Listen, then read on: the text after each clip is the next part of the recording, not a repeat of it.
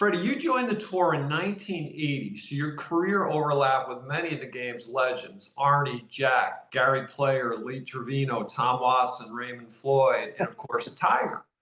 So Tiger joined the tour in 96, and at the Masters that year, he played a practice round with Jack and Arnold, and Jack famously commented after the round, both Arnold and I agree that you could take my Masters and his Masters and add them together, and this kid should win more than that. And he continued, this kid is the most fundamentally sound golfer I've ever seen at any age. I think we kind of all remember, that day. Do you remember a point in your career when you realized like just how special Tiger Woods was as a player? I really do. And I played with Tiger in the Philippines. He was an amateur, and we played a practice round. I don't think it was a Johnny Walker. I played in a lot of Johnny Walkers that moved around, but nonetheless. And then he said, "Hey, can we play a practice round at Augusta?" And the Johnny Walker was in. It's normally in the off season. Might have been in late in the year. And I said, "Of course, yeah, let's play."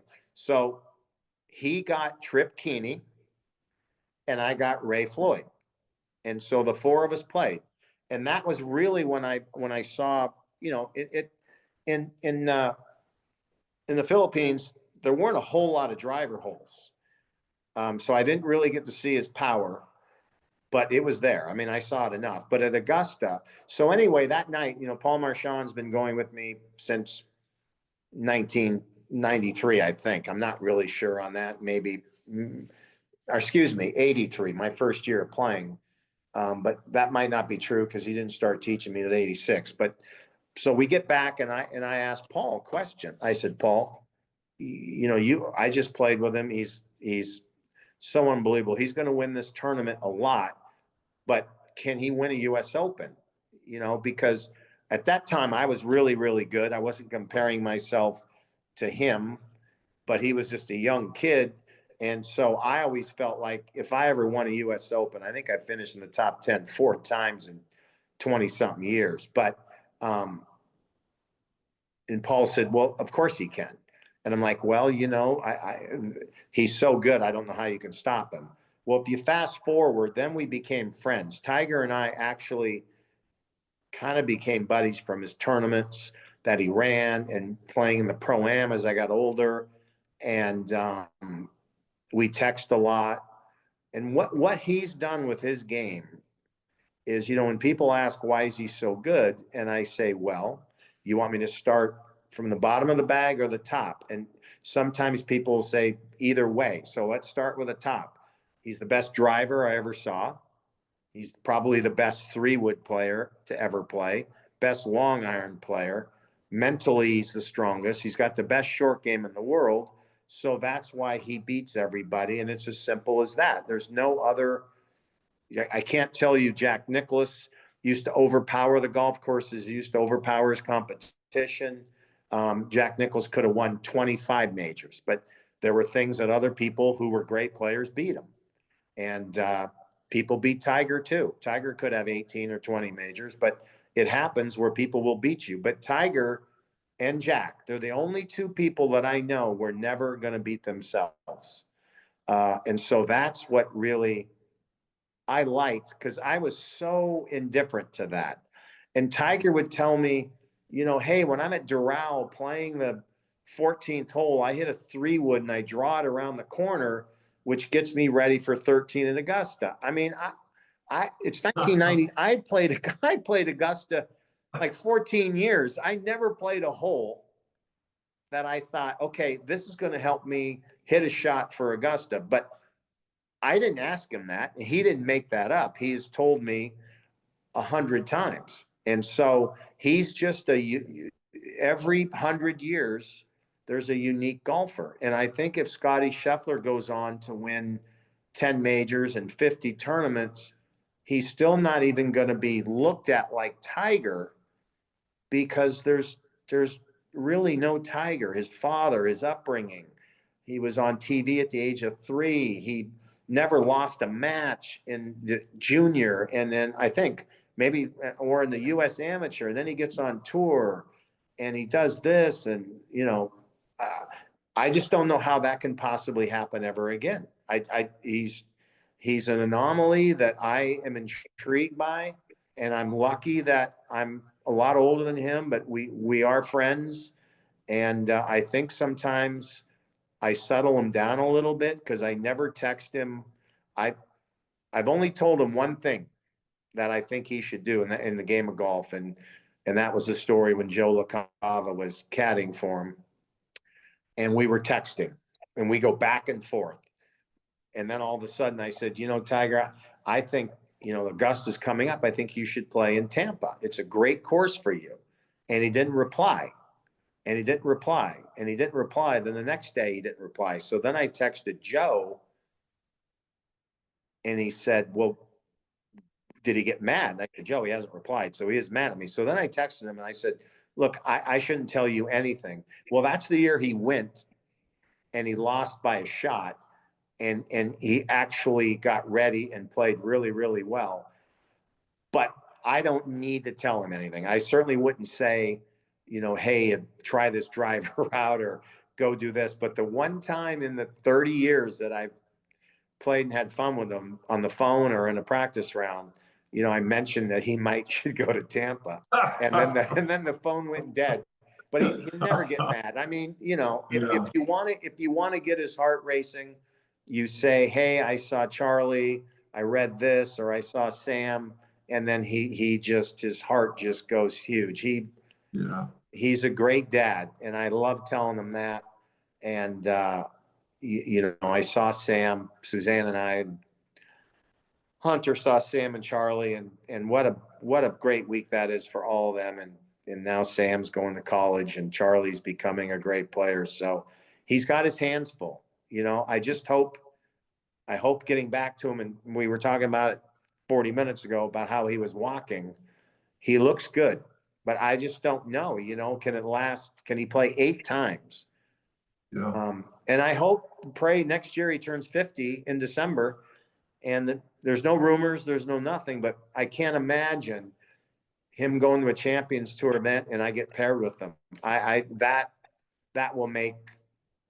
That will just make everything for me just go out on a whim and say that's the greatest thing if I can start to play a couple rounds with him. And he could dominate the Champions Tour. I hope he plays. He doesn't need to, but I hope he plays. Yeah, I mean, listen, that would be any opportunity to watch Tiger play. I'm sure he's got a lot of hopes if he's healthy to play on the tour, but to see him out there playing some senior events, and I don't know, but I don't think he's necessarily come out and said that he wouldn't do it, right? I think some people have indicated that he might do it. I don't know if he's said one way or the other definitively, but it would be great to see him out there, especially playing with you. Well, I know he wants to win the senior PGA and US Open. That anyone would want that. So I know that. I really do. But and he may want the British also, and he may want every other tournament, but he loves that US Open trophy. But no, he has not said yay or nay on it, and I'll let you ask him, not me.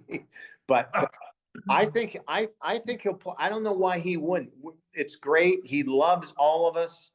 I don't think it would hurt at all. Now, when and if it happens, oh my gosh, can you imagine? Our ratings will go through the roof, and he could be a savior for golf. I mean, this TGL thing is very, very exciting, but by the time it gets through this season, there's going to be a winner in that. And then and time flies. It's going to be December. He's going to turn 50.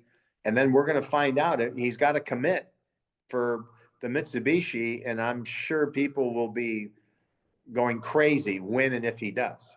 Yeah. Yeah. No, listen, whatever works out, but to see him out there playing would really be a nice boost for the Champions Tour out there. Yeah. And hopefully he's with you. Yeah. It is funny. When I spoke to Ian Baker Finch, one of my questions was exactly what you said. Like, you never want to say never, but it's pretty hard to imagine anybody coming into the world of golf today and matching the records of Tiger and Jack. I mean, Scotty Scheffler had an amazing year, and who knows, but boy, it's pretty hard to imagine anybody getting to those levels of just tour victories and majors. I mean, those are some big numbers. Well, it's 82, right, for tour victories? I think so, yeah. I know 80 was a huge thing, and um, I mean, you really start to think about that. I mean, Davis Love was a really good friend when we played, and he won 20 times. Nick Price was someone who, when I played unbelievably well, and he's, coming from South Africa, he may not have played as a 21 or 2-year-old. Greg Norman, but if somebody could come out here and win 20 times and get to 30, that would be just golf at the upper echelon. And for Tiger to win 3 times that, it's really, I use the word goofy a lot. LeBron James is goof. Tom Brady was just goofy.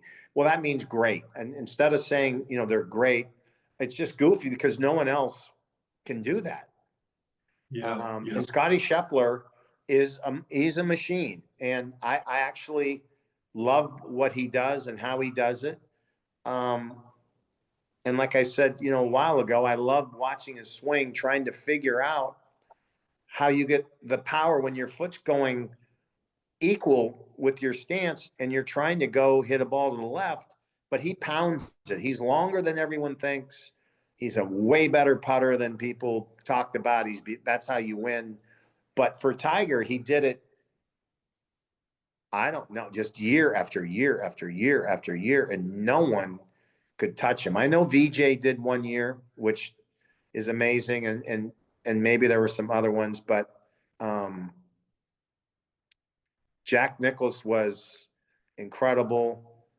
I lived through a few years of that and got to play him when he was a little older. I played with him at Doral in LA, and it was magnificent. I've only played with I played with Tiger the last round at the World Series when he won. That was incredible. And he fought really hard that day. I think he shot 70 or 71 to win, but it was a brutal, tough day. But I had not played with him that many times, but I've watched him and I stare at him, and I love hearing my teacher talk about his swing because I don't ask him, what's he do at impact? He just says, look how the club comes down and how he hits it. And the number one thing for me personally, Chris, is when I hit balls, I knew they would go right and left of my target, but I kept them in a very narrow corridor. And I've heard Tiger talk a zillion times. I need a golf ball that goes, the 7-iron goes 175, not 180, 175. I need a 3-iron that goes 215. Now I'm talking old days. Now now they hit 3-iron 235. But that was what his game was. And if you ever remember watching him, if he wasn't coming out of thick rough, the guy rarely missed a green from the fairway because he played to his strengths, which would be don't short side yourself ever. And I can make 6-footers for par, and I can make 15-footers right of the hole for birdie. And he just wore everyone down. There's no one like that. I mean, people now, the scores are so crazy. You watch, they shoot for the flag every hole. They I mean, unless it's the 18th at the Players Championship or 12 at Augusta or other holes, the safety value is no longer there. And they have, I call them scouts, but they have people that pay money to these guys to tell them where to play a hole. And it's now power. It's now driver every hole. And I want to smoke it.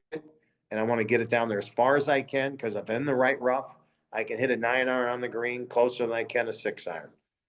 Yeah. I'll the only other thing I'll say on this is, and I said this with Ian Baker Finch, and you watch Tiger a lot. I mean, how many majors did we watch Tiger? And you're just sitting there at home thinking, if he's going to win this tournament, he has to make this putt.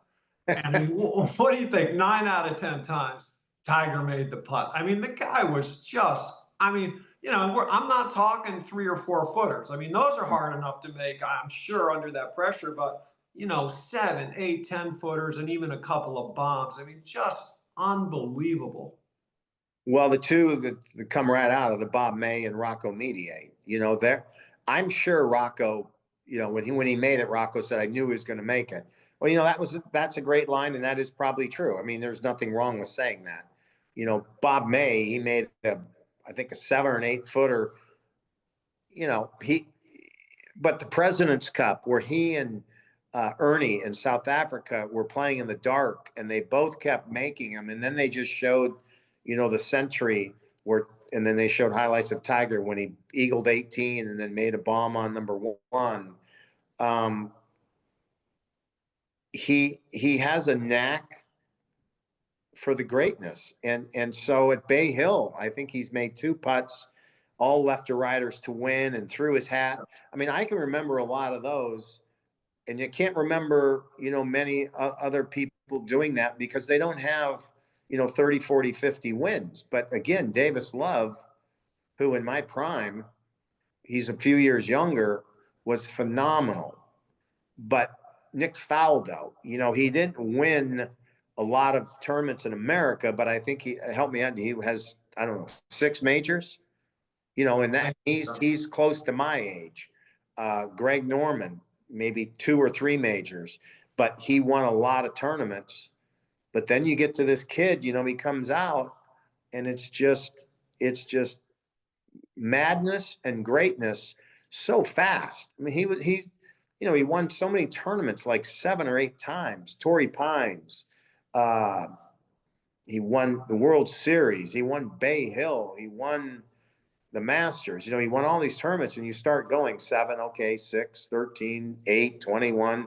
So he gets to over 30 wins on like 4 courses, where other people, they bounce around and get a win here or there. But again, other people are not Tiger Woods, and I could stay here all day and rant and rave on how great he is.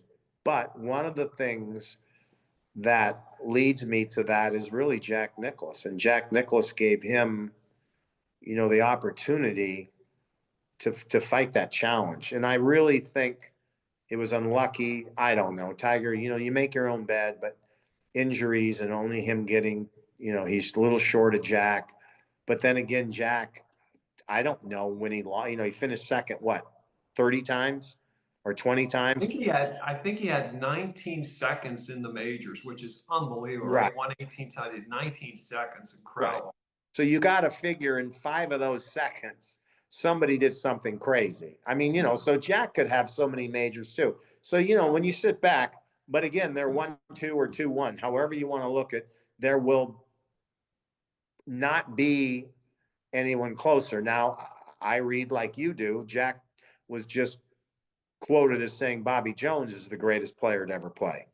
And I should know, but I don't know a lot of Bobby Jones's what he's done. But what he's done for golf is crazy. But I don't think Bobby Jones' record is better than Jack's or Tiger's. Yeah. No, it's just amazing what they've done. Freddie, let me keep you moving. You're just awesome here with us.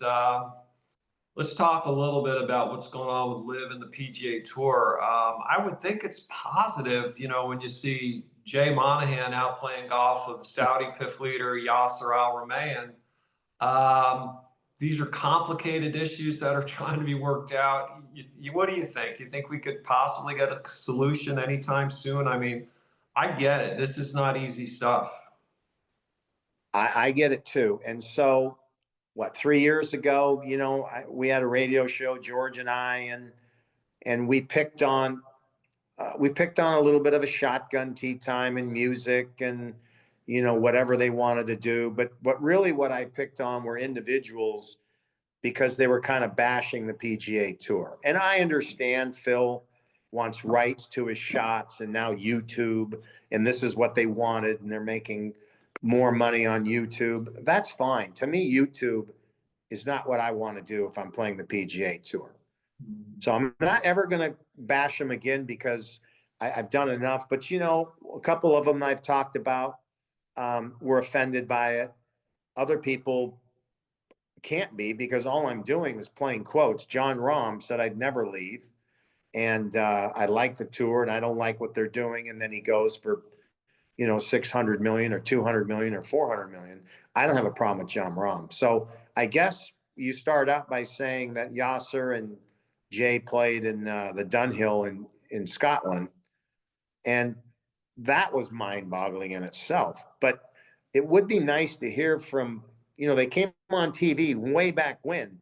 They were on like MSNBC chit-chatting like two youngsters. And now I don't hear from any of them. And I don't really ask anymore. You know, I ask more on elevated events, which I don't really understand. I ask more on, you know, do I like that the tour is getting stronger with players? And do I like that maybe lesser named players who aren't in the top 80 on the tour are mad because some of the rights to their tournaments are being shot down? But there's only one way you can get better, and that's by playing the PGA Tour and doing well on it. And if you don't, you can stay on the tour a long time. I mean, we have a Corn Ferry Tour that I'm not so sure it was built based on having guys in their 40s, you know, to still continue to play golf because they can't get on the PGA Tour.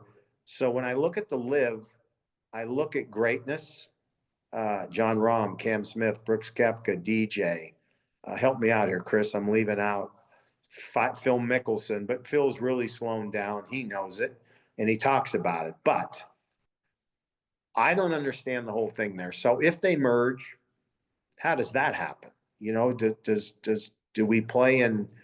Do 10 guys go play in a LIV event and 12 of their guys come and play in ours? Or do we get rid of one tour? Do we merge together? You know, because if they merge together, a lot of their players are they just go away. You know, some of their guys can't play on our tour, and I don't know a lot of their names, and I'm not being rude.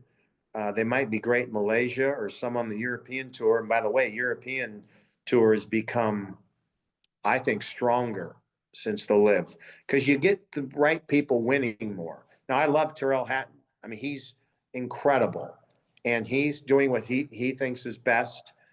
And he's won a few times over there, but I think personally that if you ask people who won at Adelaide in the LIV tournament last year, no one knows.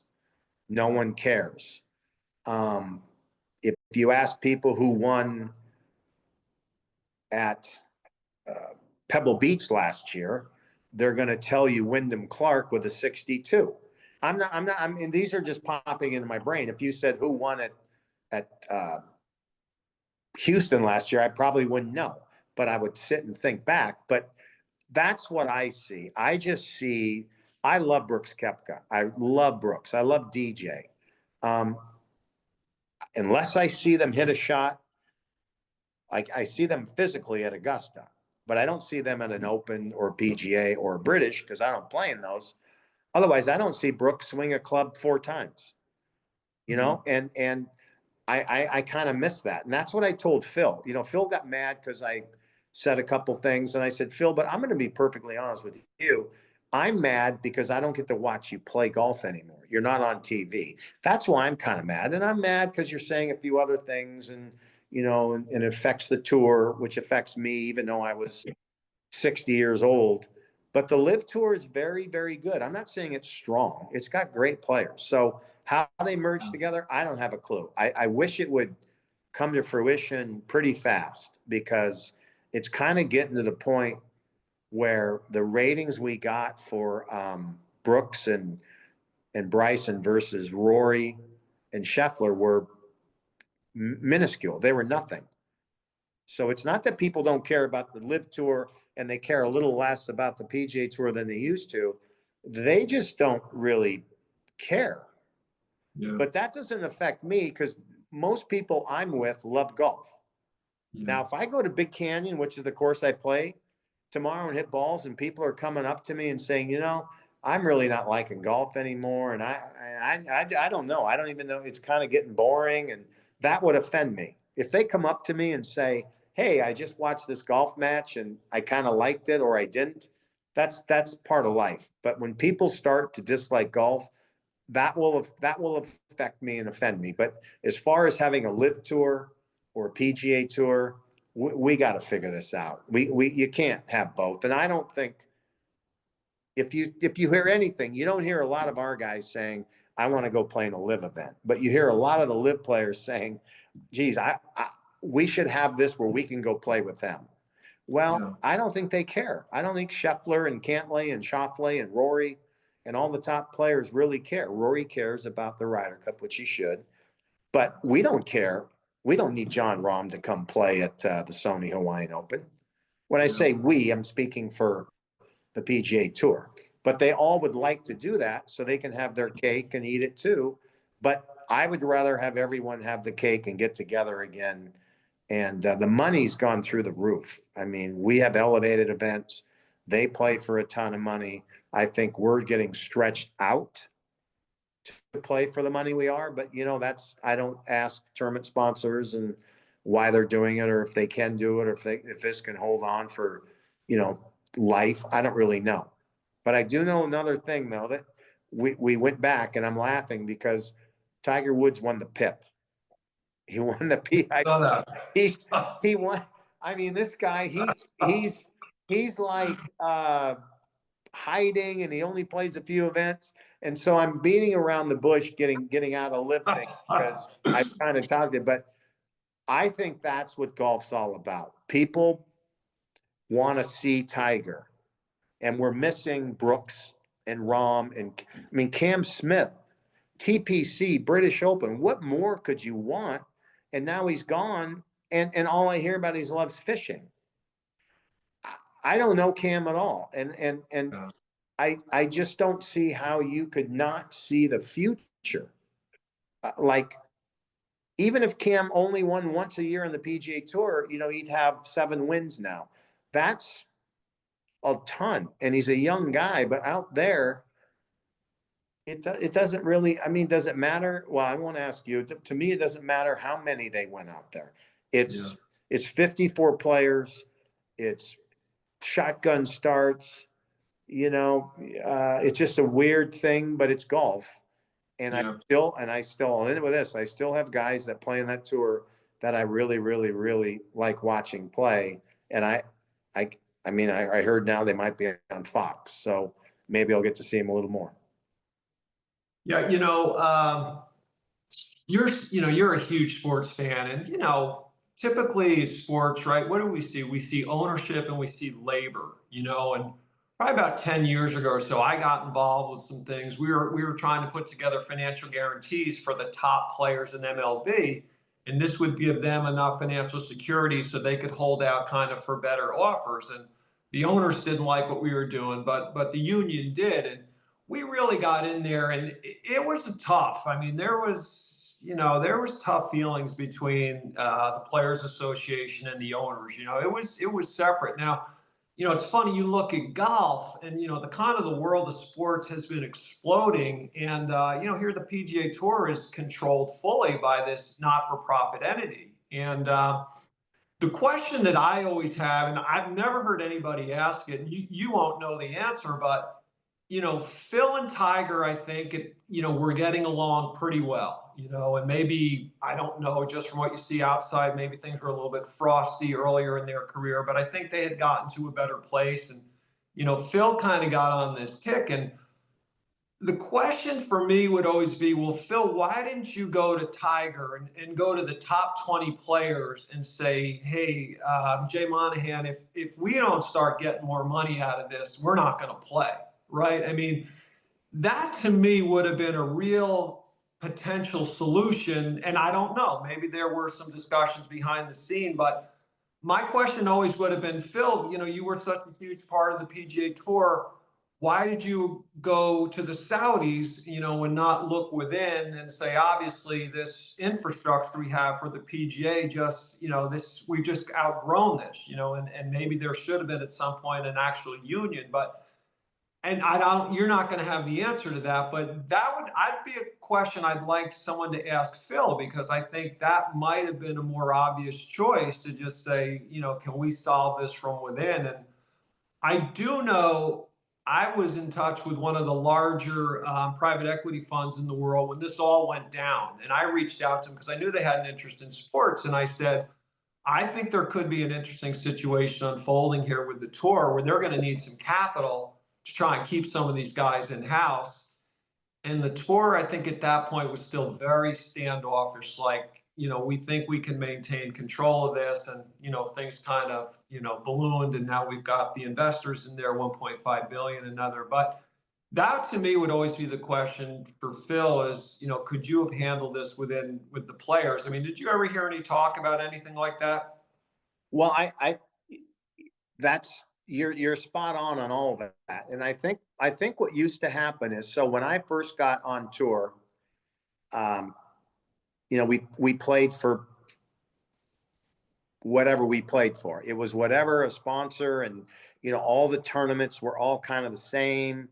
And then the tour, if you remember, a tournament called the Leggett Classic in Abilene, which I played as an amateur their first year. They handpicked a few to come play, and I think Tom Weiskopf won it maybe after that. But I played in as a pro, and then it went away. But they wanted to play for twice as, because of oil. If I thought really hard, I could remember the two people that Hal, I think, but the tour wouldn't let him do that. So the tour's always been kind of stay on this even keel and let us do whatever we think is best. And I think when you get the best players, so let's answer this.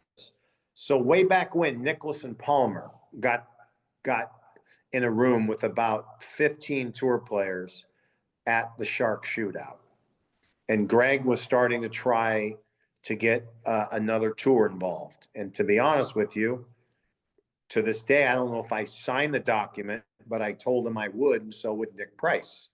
So we went to this meeting at the Shark Shootout, and Nicklaus and Palmer was playing with Jacobson, and Nicklaus was still playing, and they stood up and said, A,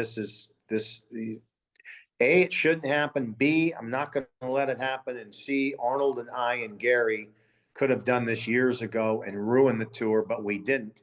We chose to protect the tour, and I think that's where it should be now. So now you go fast forward, you get Tiger and Phil. Phil's won 40-something tournaments. I'm not so sure they would work together, and I'm not so sure they were really frosty. I think Tiger just enjoyed beating Phil, and the few times when Phil made comments on Tiger, they might have been a little loose, and Tiger doesn't like that. So that became frosty. But I see the points. Look, I would love to have my iron on 18 when I won the LA Open with 50,000 people. I'd love to have the rights to that. I'd love to maybe do this or that with it. But you have TV, and they own the rights to it. So that's why we're playing for money, because TV's pouring all this money into it. But that didn't come on until really later in Phil's life. And so sometimes these are words that I'm just putting into people's mouths. Once you get past a certain age, although Phil won the PGA at 50, then you're trying to figure out, okay, so I made $9 million a year for 7 straight years playing golf and on sponsors, and now I'm getting to be 43 or 44. How am I going to make that? Well, I'm going to go to the tour and say, I want to get these shots where I can sell them to people and make some easy money. And the tour says no. And then you get a little frustrated. But I don't know how that could work. But I think your question is with unions. What I see now, and when I was a really good player in the late 80s and early 90s, is on our policy board, there were categories that you had the best players, the second best, the third, fourth, fifth, and sixth. So you had the sixth guy making the same choices that the number one guy did. So they all kind of evened it out. So if you had a guy that was on the policy board and he was 140th on the money list, he was fighting for everyone to do what he thought was best for that category. If you're a good player, where the fights would come would be someone would stand up and say, you got to play better. Well, some people can only play better 4 times a year, but keep their card than they can 22 times in a row. They're just not capable of going out and finishing the top 10 every single week and maybe winning. But now they've got it. And this is where I'll be maybe selfish, but when I was younger, I never could figure out how a guy could be mad when he drove into a tournament and every flag or picture was Norman, myself, Floyd, uh, Nick Price, VJ, Tiger. And it wasn't of the guys that barely were keeping their, on the tour. And so now I think they're darn ready to fight. They finally are making a lot of money.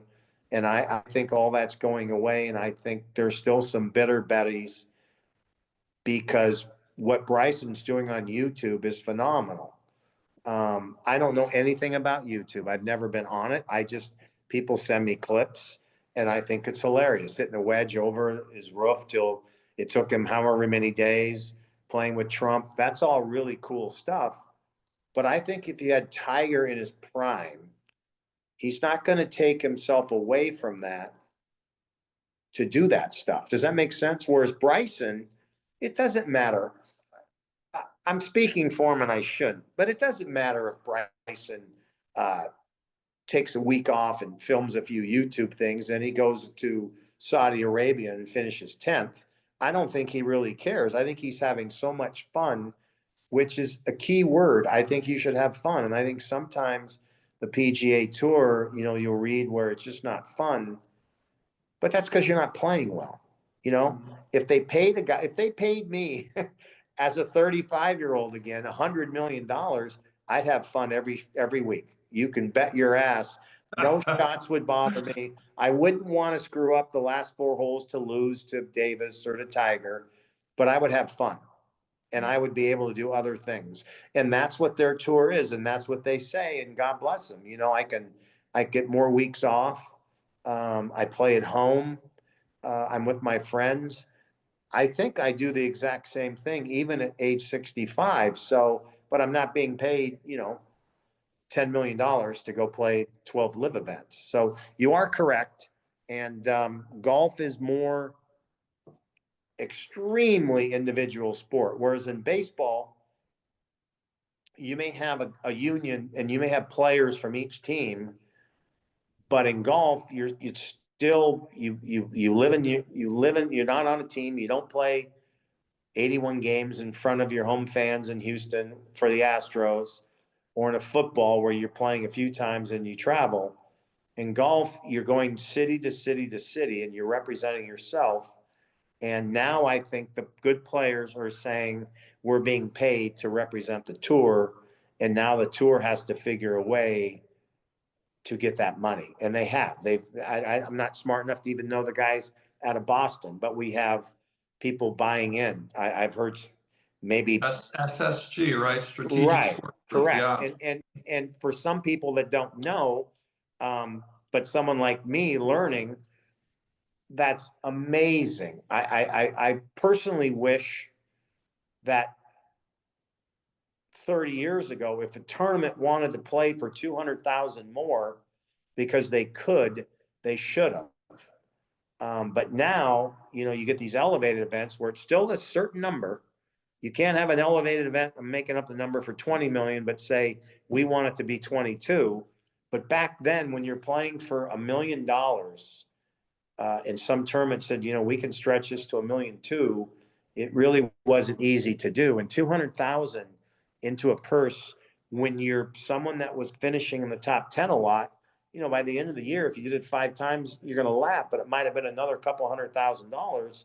Well, shit, one year I led the tour in money, and I want to say I made $1.3 million, and Wow. $1.3 million is like a 4th place finish at Century last week. But again, it's 2025, so I'm not one of those guys. I made enough money. I made it playing golf, and I'm happy for them. I just wish this fighting would go away, and if it doesn't, then it'll stay like this. And I think the PGA Tour will always be the biggest and best and strongest. And I don't think LIV has plucked any players in the last since John Rahm, have they? I think John Rahm was the last real guy they pulled. And I'm not smart enough to figure that out, Chris, but they're not plunking players. So something has got to be happening. But again, we're starting a new year again. So I don't think they can just say in, May of 25, here's what's going to happen, because there's moneyless players and there's wins. So it seems like another year is going to go by, which is bizarre. Well, and look, you never know what's going to happen. I mean, it is different. The top tour players are equity holders in PGA Tour Enterprises. You're probably an equity holder in that entity. So, you know, it's not as clean as somebody saying, here's 200, $300 million, come play. But hey, you got to hope, you know, a few years down the road, that stock, you know, should be worth a fair amount of money. Yeah, and we have a lot of people to thank for that. And so, you know, if I'm a younger guy and I have an agent who's doing his job and saying, look, if you can continue to do what you're doing, and here's what you're going to have when you're 40, the numbers are nutso. I can't even fathom that. I mean, they're way up there. But again, that's, you know, for a 22-year-old guy, that's, you know, another 18 years.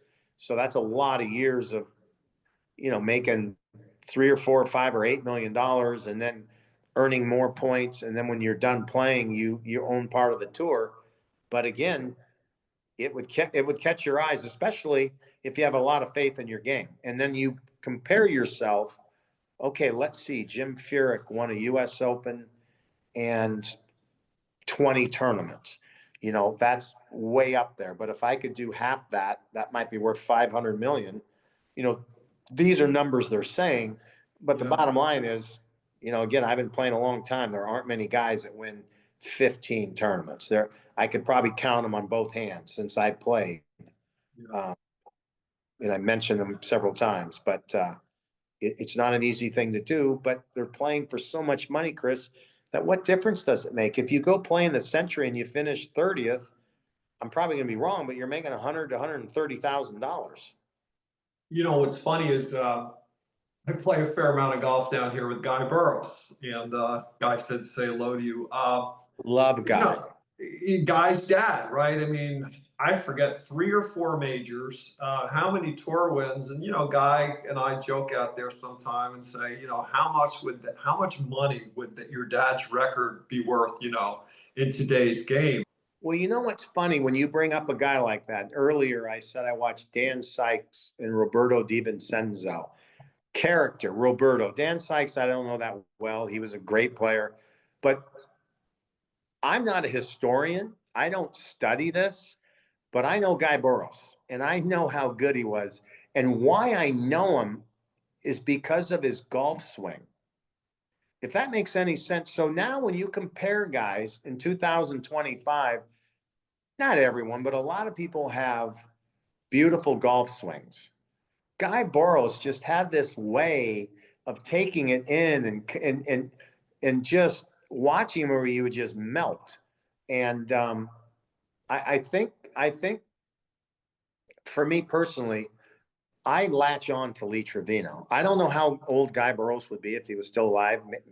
Maybe you can guess, but Lee Trevino's in his high 80s. I play with Berenberg several times with Gary Player at Augusta. He plays and I play in a practice round, but it's on Sunday.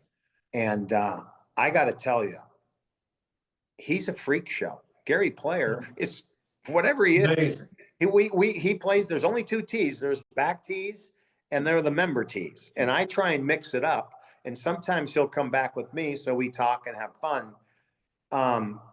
These are guys that's going to take, you know, another 20 years for Tiger, but Tiger's already got it because he's won a gazillion times. But Guy Burrows, Al Geiberger Jr., you know, Mr. 59, these guys are amazing. They're some of my favorite people because I can relate. I can't go to Al and say, man, it was incredible watching you, Al, but, you know, you won 72 times. How did you do it? But I'll tell you, they have so many stories. The stories are well worth it. Lee Trevino, 20 minutes on the range with Lee Trevino, and your day is set. 20 minutes, not 2 hours. 20 minutes, your day is set. That's how much he gives me. Now, I don't know if he does it all day long, but when I see him, he screams cupcakes and he comes and he hugs and kisses you. You know, there wasn't a time where I never saw Arnold Palmer where he didn't give me, not one time, where he didn't give me a kiss on the cheek. And I got to tell you, I'd go home and people would say, how was Bay Hill today? I said, well, I got my kiss from Arnold. I didn't give a shit what I shot, you know, and I just look at things a little differently. I don't really look at things as money and fame. And that's why I was loved when you brought up Guy Boros. I think Guy Boros, if he was around when I was 22 and I got to know him, that would be somebody that I would hang around a little bit. Yeah, Julius was the father. Yeah, Guy Excuse was me. Okay, well, Julius. yeah. Yeah. No, What am I saying? So you can edit all this. I've screwed it up a million times. no. We got But you. yeah, We got you, Julius. No, yeah, but Guy, I mean, talk about the golf right. DNA, but Well, Guy, Julius. no, I butchered that. Guy plays the Champions Tour 2 or 3 times a year. Yeah, yeah, I always give him a smile. But no, I'm sorry. Julius Boros yeah. is my guy. Yeah, no, Guy can't play dead. You tell him I said that. but Julius was incredible. Oh my God, I butchered that. No, Julius was amazing. Freddie, you are unbelievable. Let me hit you with 2 quick questions because we don't Okay. want to put your back through too much there. Go back to Augusta. Your record, Augusta, is amazing. You won in '92. You have 11 top tens, second place behind Jack with 31 total cuts made over a 5-decade period. Incredible. Oldest player to have made a cut at 63 and a half years old. Funny, I can remember back in the 80s, maybe 90s, a lot of the American players would say, well, the most important major to me is the US Open. It's my nation's championship. And I'm sure a lot of the European guys felt that way about the Open. But it sure seems to me like the tournament to win these days is the Masters. What makes the Masters so special, in your opinion? Yeah, well, I think it's the first tournament of the year, first major. And secondly, it's at the same course with the history that even when I'm playing, some young person might say, "Can I play with you on Tuesday?" I'll say, "Sure." And then they're playing, and they know a couple of things that I've done, but then they know everything that everyone's done. I mean, you could go on to the 17th hole or the 18th hole or Sandy Lyle or uh, Adam Scott or anybody has done anything on there. I think that they all have rich history. So for me, it was always Augusta first, and then it was the British Open second. And the reason being is in 1983, I played my first, I think, not 82, 83 was my first Masters. And I could not believe the course. I couldn't believe what I was seeing. And then I went to play at St. Andrews in 1984, and I finished fourth. And I just was shocked. St. Andrews was the coolest course. So now when people say, what are your favorite courses? I say Augusta, St. Andrews, and Royal Melbourne every time. I might throw a Pebble Beach in there, but those are my 3. But Augusta for me is it's not the start of the year. It's big time, and I can really play well there. And I played well at the British also. I did not dislike the US Open. It just was really tough for my game. I didn't drive it well enough. I had a great short game, but I just couldn't play that US Open style courses. But I went there and I gave it everything I had. But at Augusta, I always felt like I could make some mistakes and I could birdie holes. And then as I got older, then it became a challenge to play. And at 50, the course got really, really long, but I could still, for me, I still had some length.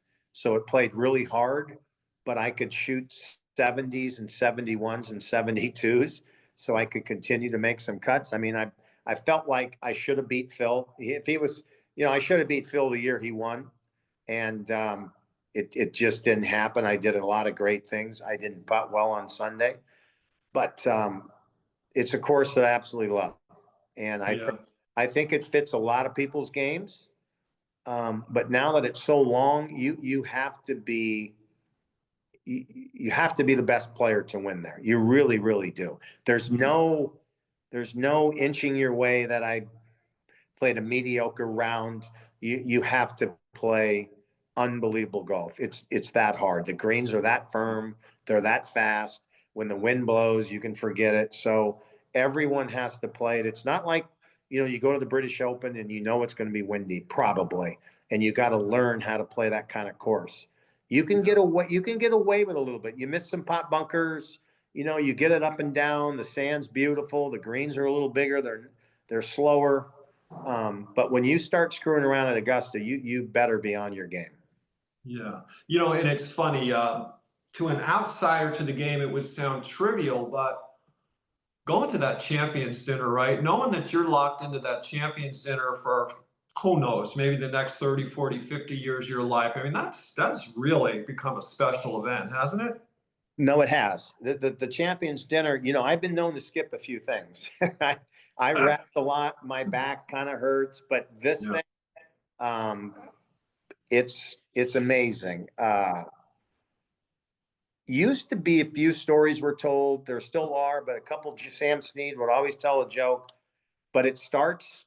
The picture is taken at 7 o'clock, and when I say seven, I mean maybe 7:44. And then when you look at your clock, and Ben Crenshaw, who's now used to be Byron Nelson, but when Ben Crenshaw ends the night, it's usually 8:58, 8:57, because people got to get going. And there's, as I'm getting older and older, there's some old people in there, but it is a night.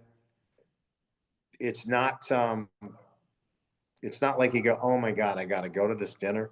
Right. I look forward to it. Like you said, it's amazing. And the older we all get, the younger the winners get, and it's fun to stare at them.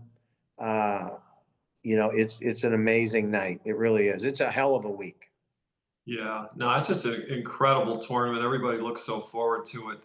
Freddie, one quick last one here. This is pretty cool. I noticed that your wife Suzanne's family has some basketball royalty. Her late Yeah. dad, John Radcliffe, was the Lakers' official scorer for 41 years. Yes, she's a Torrance girl. He taught baseball at Torrance, and then he got this job with the Lakers. And you've named them all. I mean, Jerry West bought my town home at Madison Club, where I live. So we got to know him a little bit, and obviously he knew Suzanne. We were in an airport one time, and Magic Johnson, honestly, kind of walked right past me to get to Suzanne to give her a big hug. And it's not like I'm this guy that has an ego like, wow, but her father is famous. The table's named after him. When you watch pictures of older games, she'll always stop it and say, I never met him. I may have met him, but I met him before I knew Suzanne, because I would go to a handful of Laker games. But yeah, John, it's named after him. And she now has 2 rings from, I guess, Shaq is the one who said, listen, Mr. Buss, you've got to give this guy a ring. And then they won the next year. So they won, I think they won back to back, but he's got 2 rings because of Shaq. That's awesome. Yeah, it's an amazing thing, but he knew them all of them. Yeah, no, it's incredible. It's incredible. Freddie, I can't thank you enough, bud. You've been touched by cancer. I've been touched by cancer. We're trying to do some good things, but you are the best. This was so enjoyable. I hope that back hangs in for you and you have a great year, bud. Chris, thank you. Yeah, no, I love the fact that after Jimmy Nance, you gave me a call, and it took months because I'm a lazy guy, but I love you, and I'm so glad you're doing great. Say hi to Smiley, and then Guy will talk about Julius.